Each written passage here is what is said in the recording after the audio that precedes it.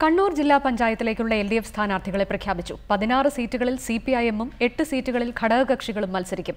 കാരായി രാജൻ പാട്യത്തു നിന്ന് ജനവിധി നേടുമ്പോൾ OK വാസുവിനെ ജില്ലാ പഞ്ചായത്തിലേക്ക് പരിഗണിച്ചില്ല. MV രാഘവന്റെ മകൾ MV ഗിരിജയെ കോർപ്പറേഷനിലേക്ക് മത്സരിപ്പിക്കാനും തീരുമാനമായി.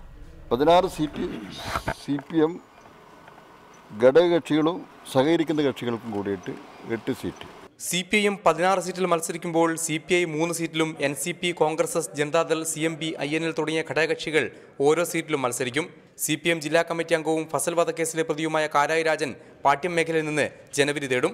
അതേസമയം BJP വിട്ട് CPM-ൽ ചേർന്ന OK വാസുവിന്റെ പേര് ജില്ലാ പഞ്ചായത്ത് പട്ടികയിലേക്ക് LDF പരിഗണിച്ചില്ല.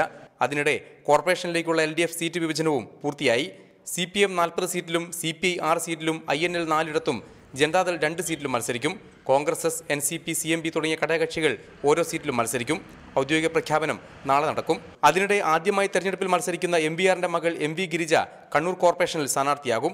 കിഴുന്ന ഡിവിഷനിൽ നിന്ന് CMBയെ പ്രതിനിധീകരിച്ചാണ് MV ഗിരിജ മത്സരിക്കുക. രാഷ്ട്രീയത്തിലുണ്ടായിട്ടുണ്ട്. ഇപ്പോൾ തെരഞ്ഞെടുപ്പിന് അഭിമുഖീകരിക്കുന്ന ഫസ്റ്റ് ആയിട്ടാണ് മാത്രമേ.